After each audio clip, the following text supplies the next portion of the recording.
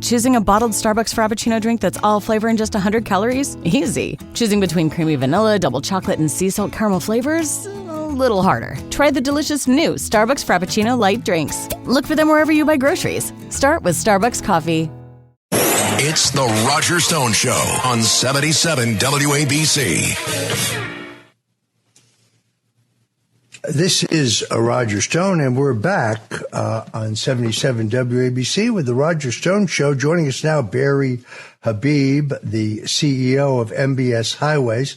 He is an American entrepreneur, but also the go-to guy I go to regarding not only the mortgage and housing industry, but an extraordinary economic analyst in his own right. He is the author of the Amazon #1 best-selling book, Money in the Streets.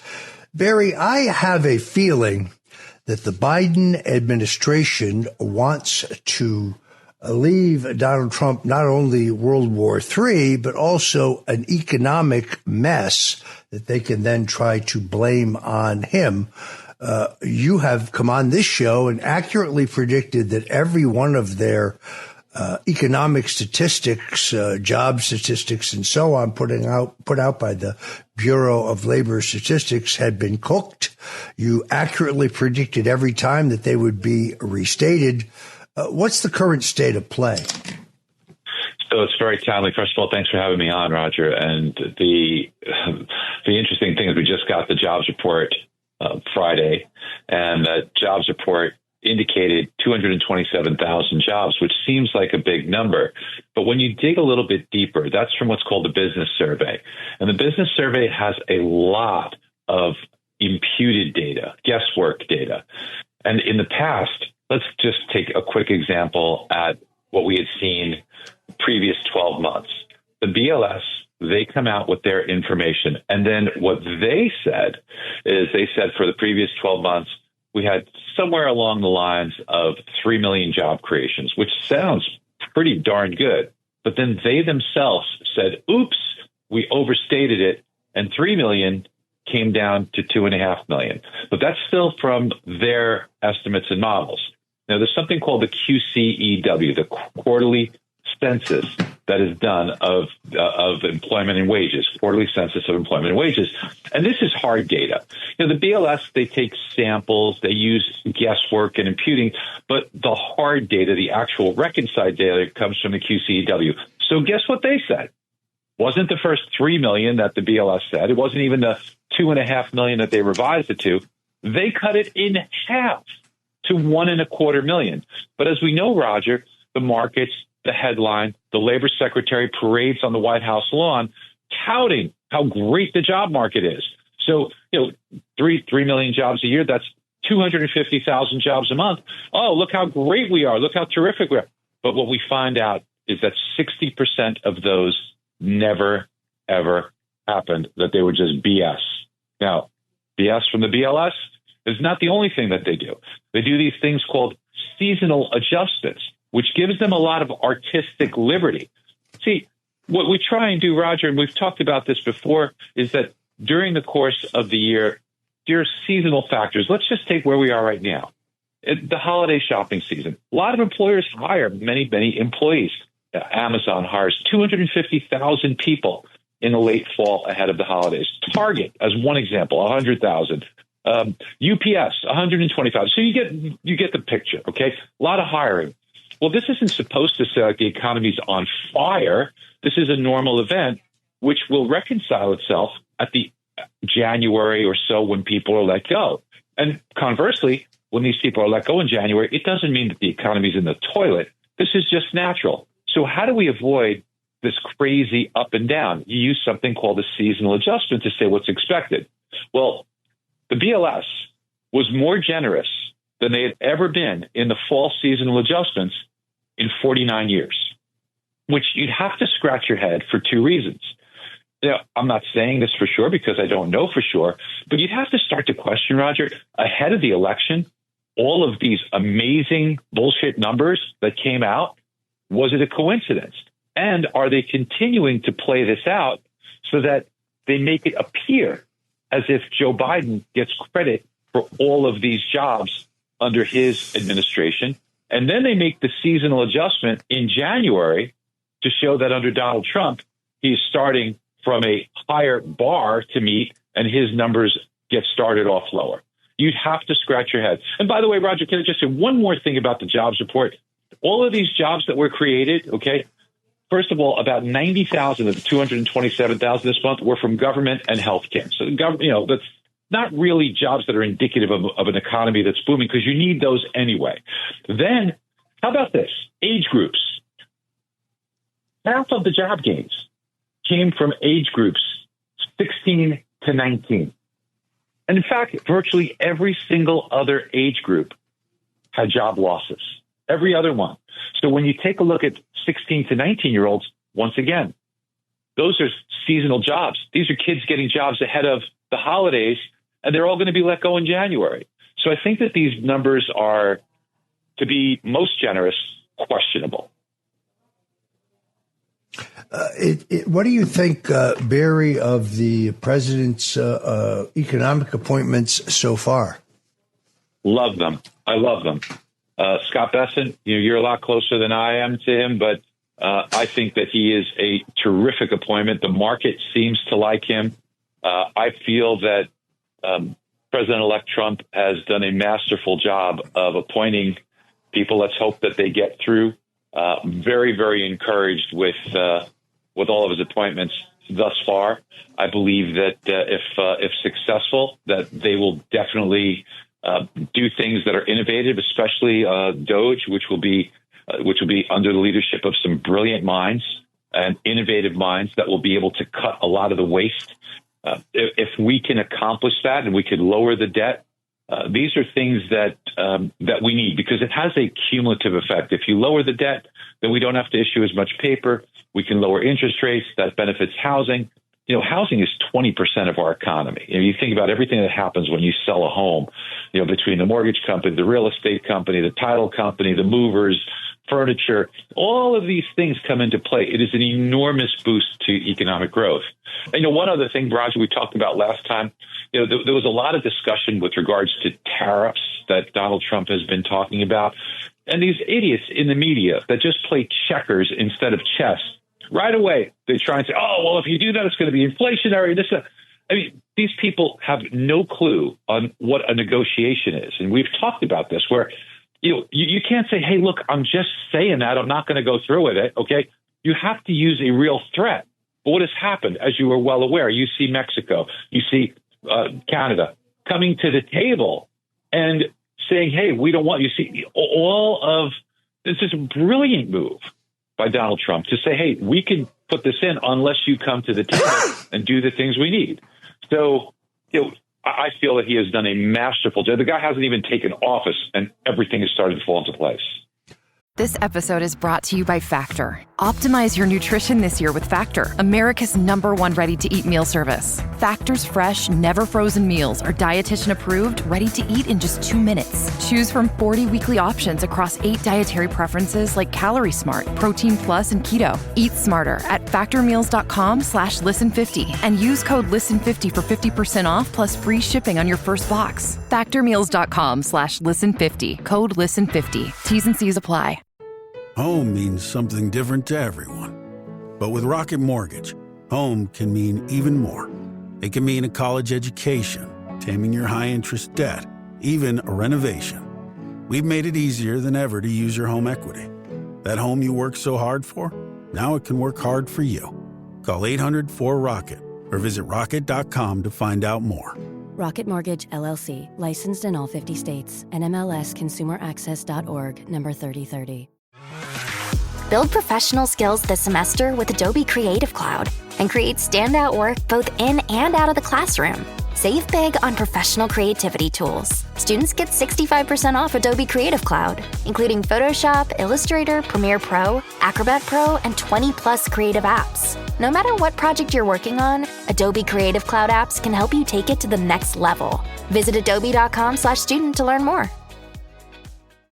This podcast is supported by Progressive, a leader in RV insurance. RVs are for sharing adventures with family, friends, and even your pets. So if you bring your cats and dogs along for the ride, you'll want Progressive RV Insurance. They protect your cats and dogs like family by offering up to $1,000 in optional coverage for vet bills in case of an RV accident, making it a great companion for the responsible pet owner who loves to travel. See Progressive's other benefits and more when you quote RV insurance at Progressive.com today. Progressive Casualty Insurance Company and Affiliates. Pet injury is an additional coverage and subject to policy terms.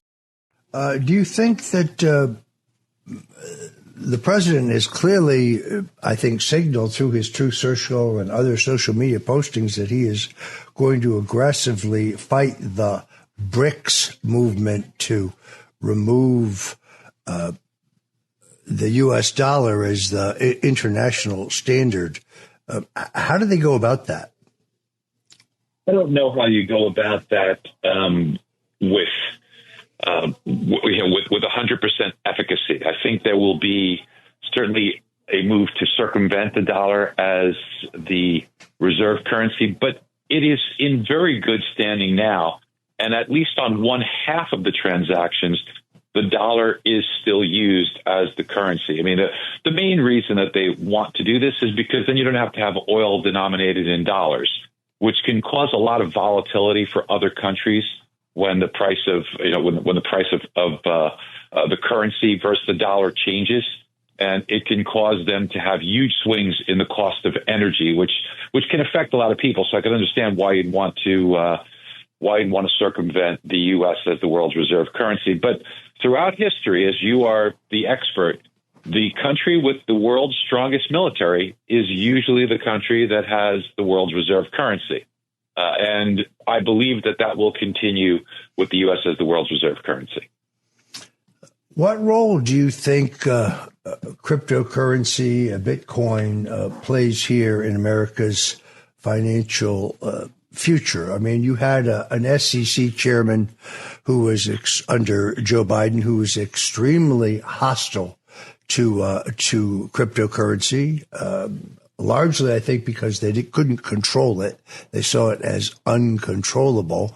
I think Donald Trump, in his SEC appointment, which was announced this morning, in the appointment of Scott Bessent, the Treasury Secretary, even his appearance at the Libertarian Party convention, he is both a believer and I think increasingly interested with the future of cryptocurrency. Your thoughts? Well, the threat of cryptocurrency is that it can potentially replace something like the Federal Reserve and the fiat currency that we have right now. That's the threat. That's the threat that the Biden administration and Gensler didn't like. They wanted to have a digital U.S. currency, which is just a digital version of what we have right now.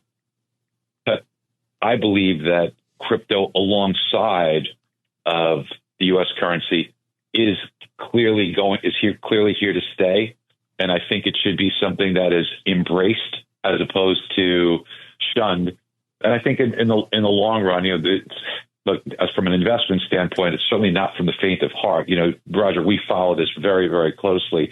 And, we had forecasted that it would hit 100,000, which it did. We think there's a little more room to go. But I think you start to get into nosebleed territory at about 120, 130. I think that there could be some interesting events that occur when people start to take profits. Let's remember how profitable people are. This was just at the beginning of this year at 40,000. So you start to get up to 120, any kind of price deviation, people might start to take some profits. I think they want to putting it in hard assets like real estate, but that would also typically coincide perhaps with the stock market turning a little bit lower at the same time as the risk assets become something that are less in favor, and things like bonds, real estate, that becomes more in favor. That could potentially happen the first half of this year in 2025. Folks, if you're just tuning in, we're talking to Barry Habib. He is the CEO of MBS Highway, a renowned American entrepreneur, and the man I think is the country's foremost expert on the mortgage and housing industries, but also a shrewd economic analyst in his own right. Also an interesting guy because he was the lead producer and managing partner for Rock of Ages, the 27th longest running show in Broadway history, has often joined us here on the Roger Stone Show, and whose economic predictions have been entirely correct. Barry, I think America is moving towards an unprecedented golden age of peace, prosperity, security, and justice. I think the president is going to make the first serious effort in decades to actually get spending under control, something Republicans always talk about but never actually do. I'm very excited, for example, about this commission that Elon Musk and Vivek Ramaswamy and former Congressman Ron Paul are serving on to begin to look at waste and abuse and cost cutting for government. Your thoughts about America's immediate economic future? Very optimistic. Things are starting to fall in place, and yes, you're right. Doge is, that is a huge step in the right direction. Nobody's ever done that before. Nobody's ever thought about cutting the waste. So this is brilliant by President-elect Trump. He's got the right people to look at it, as you just said. I am very optimistic about the future of this country. I think that that we are seeing a move away from the ridiculous wokeness, the stupidity of this is a country of equal opportunity, not equal results, and that's where people go wrong. They want it to be equal results, and the DEI and all of those things, which have proven to be gigantic failures. And as you know, throughout history, name one socialist country that is a place that people are flocking to. Okay, it is the opposite. Anyone who's ever lived under a socialist regime knows how terrible it is. So our move finally away from socialism is an enormous step in the right direction. And Roger, I think this bodes well while there'll be ups and downs in our equity markets. I think it'll be great. I think for our economy, again, ups and downs, but I think the direction is positive. And something near and dear to me is the housing market, which I am very bullish on the housing market. As you know, we have been for a long time. In fact, Roger, you and I have spoken about some interesting things that perhaps the Trump administration could potentially do with regards to making inventory a little bit more available and helping out with affordability without losing any revenue to the country. All right. That's Barry Habib from the CEO of MBS Network joining us today on the Roger Stone Show. Thank you very much, Barry. Folks, coming up next, Jack Posobiec, the senior editor of Human Events, former naval intelligence officer, talking to us about the new attitude in Washington and the fight over President Donald Trump's cabinet nominees. So whatever you do, don't touch that dial.